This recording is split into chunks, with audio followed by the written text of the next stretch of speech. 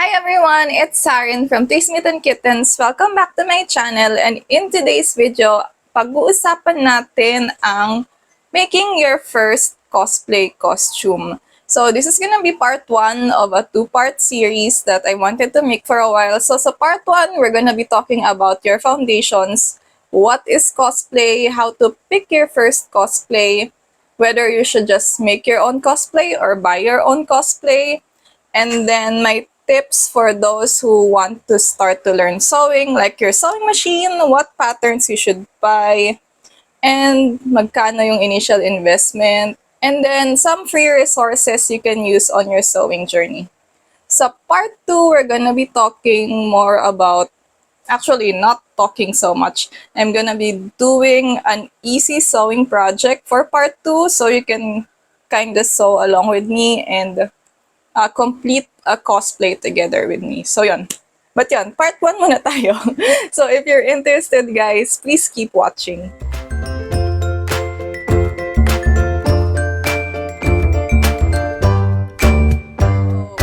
By the way, guys, if you're new to my channel, I'm Xarin. I've been a cosplayer since 2010, so I kind of have like 12 years of experience to me. And I cosplay. I make my own costumes. Most the cosplays I've worn were stuff that I made. I have sewing videos that you can find here on this channel. So first off, let's begin now with this video. What is cosplay? I've already done a more comprehensive video about this before. You can find it here. So yun, I've done a video discussing cosplay, paano mag-cosplay in that video. But for a quick refresher, cosplay is the combination of two words, costume and roleplay. So it's basically imitating a character's costume, putting it on, and roleplay is for embodying some of the spirit or the personality of that character. So yun, cosplay has been really popular these days, and while madali nang makabili ng cosplays online, especially sa Shopee or Lazada, I wanted to make a video for those that have been interested in sewing or making their own costumes. So, let's start with my first topic, how to pick your first cosplay. Sa cosplay groups, people always ask, ano ma-recommend yung cosplay sa akin? Who should I cosplay? And I'm gonna be giving 3 guidelines to help you decide your first cosplay. First one is passion. Like P, the passion, not the fashion. P. Okay, so passion. Who's the character that you really want? Kasi in the long run or at the end of the day, cosplay is kind of expensive. You invest money, or if not money, you invest effort or time into becoming this character. So, medyo senseless or parang aksaya lang ng time if you're gonna cosplay someone you don't even really like to begin with. So, pag-isipan nyo maigi who's like your favorite character, who do you really like na hindi ka mag-regret putting all this effort into. So, that's something only you can decide. So, even if you ask other people, ikaw lang naman talaga nakakaalam kung sino yung character that you really feel that passionately about. So, the second factor or guideline to decide your cosplay is the budget.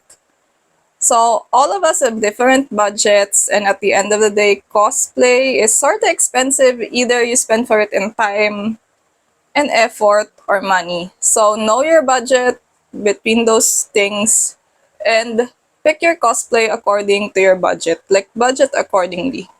This is a hobby that doesn't really pay off except for a select few. So, medyo misconception ng newbies na kumikita sa cosplay or kumikita agad sa cosplay. It doesn't pay off so quickly. You kind of have to build your reputation first or your portfolio. So your first cosplay definitely not going to be something that pays off. Pick your cost plan according to your budget. And the last factor, one of the most important ones, in my opinion, especially if you're going to DIY, is consider your skill level.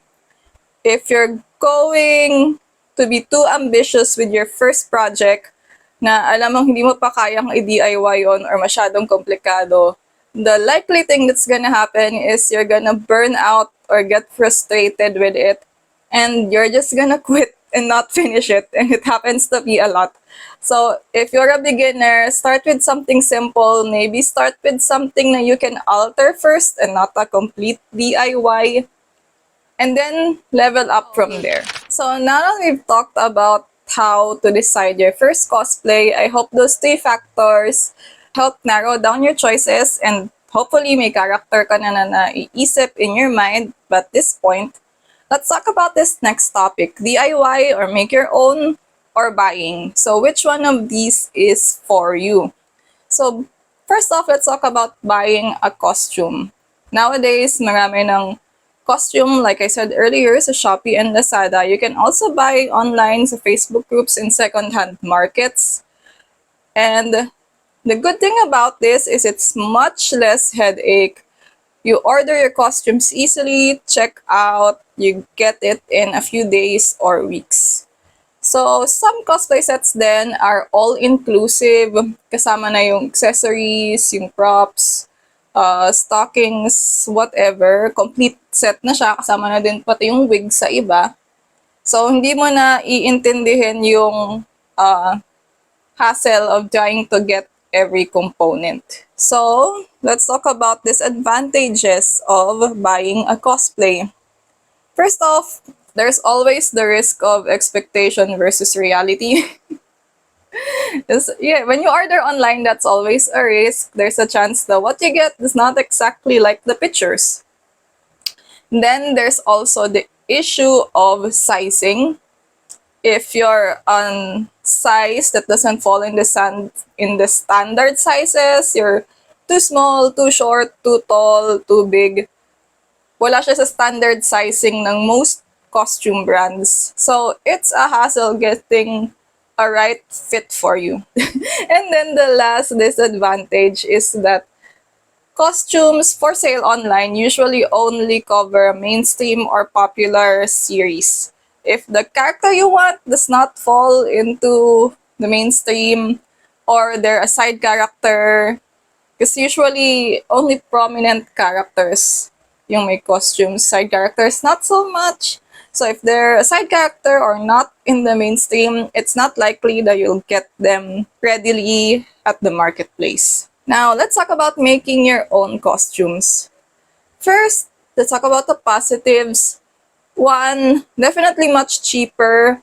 Personally ako, you can see some of my cosplay samples here. I'll put some up there. So yun, yung costumes ko usually range me around 1,000 to 2,000 pesos, including the wig. And usually the wig is the most expensive thing among my cosplays. So wig, 500 to 800, and then the costume materials would be like, yun, 500 then. So it doesn't cost me a lot to DIY or make my own costumes. I also can select materials na I prefer to my liking. The thing with buying online is you don't have a say or choice in the materials they use. When I make it from scratch, I can pick what I like. So and those kind of things, those preferences are things that you can do if you make your own costume. And then the second pros or positive thing about making your own is yung custom sizing. It's gonna fit you because you made it yourself and you can fit it on yourself as you're going along. You can also cosplay or make costumes from basically anyone. It can be someone from not a mainstream series, which is the main reason why I learned to make my costumes. Kasi yung characters I like, they're not really from popular games or series. So I just learned to make my own. Now let's talk about the negative things about making your own cosplay. First off, it's labor intensive. Yung mga umu-order, so occasionally I also order kasi the good thing is, order mo, check out, bayaran mo, it's done. Wala ka nang iisipin. But when you're making your own cosplay, you're working on it like every weekend or every other day, and the grind doesn't really stop until it's done. So more effort, more labor intensive. Something else to consider is if you're making your cosplay, you don't always get it right. There's like a lot of room for mistakes or mistakes that are likely to happen. The skill set it takes to get to a level where you're happy with your skill. It's something you build up over time. So sewing, DIY, even prop making is not for the impatient sort kasi chinatsaga talaga yan. And you keep working on one project and another until you're happy with your skill level. You need to have a level of patience and tiyaga if you're determined to DIY or make your own cosplays. Now let's talk about something else that's not so discussed but I highly encourage it. Another option that you can do is thrift or salvage, maghanap ka sa secondhand store or ukay-ukay. So I recommend if newbie ka pa lang, you can pick a character that's wearing RTW clothing, something that's easy to find. Hanapin mo sa ukay.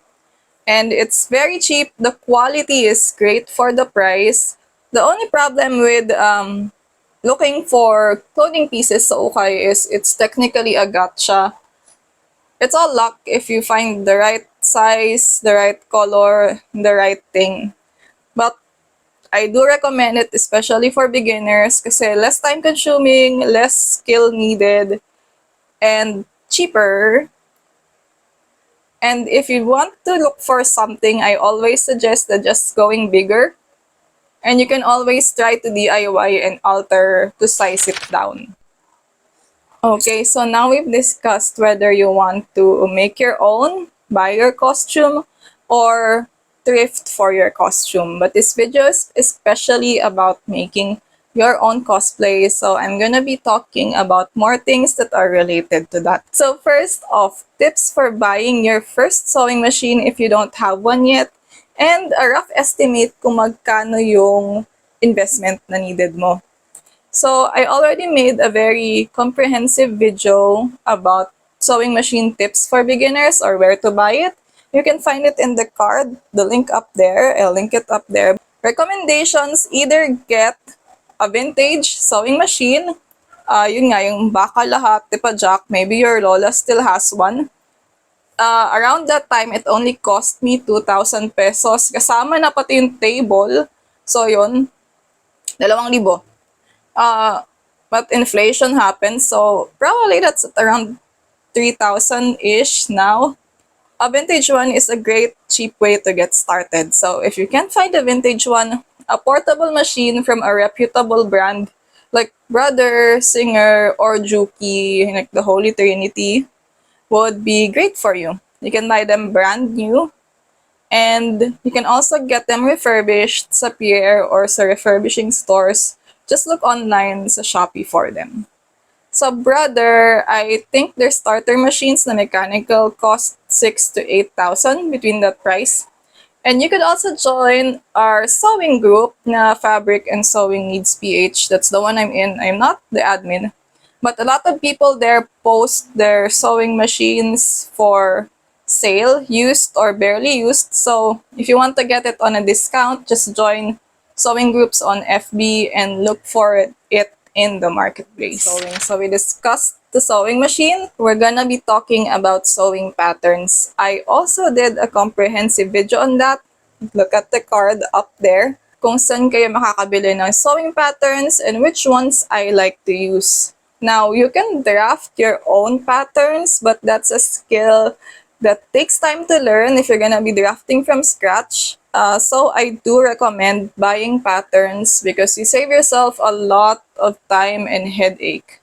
So if you're gonna be buying patterns, I recommend getting the basic block series. A block pattern is basically yung basic na pattern of that kind, and you can kind of alter the block to change it up depending on what you need. I personally know how to draft patterns from scratch, but since I fall in standard sizes naman, I just use block patterns and I buy patterns because yung time spent me doing maths and calculating pattern measurements, I don't want that. So bibili na lang ako and save myself the hassle. So yun. One that I personally recommend is Sumi, no, that's Sew.me Studios on Shopee. So the link is in the description box. This is not sponsored by them. They don't even know I exist.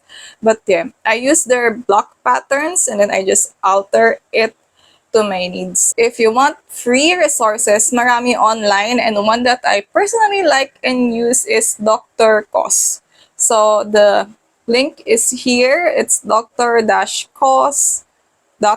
It's actually a Japanese site. It was made by a Japanese fashion design student to provide these free costume patterns. So it is entirely in Japanese. So what I do is I print out the pattern pieces, look at them on Google Lens para ma-translate yon, and then I kind of understand which goes from where. Definitely browse the site, check out which pattern is useful for you. They give digital free patterns. So download the one you need and then print it out. So yon, dr-cos.com. When it comes to printing patterns, understanding patterns, tracing them onto the fabric, etc., these are things we're gonna be talking about more in the next video. And in the next video, I'm gonna be working on a sewing project for a simple cosplay, which is my Your Forger casual cosplay here.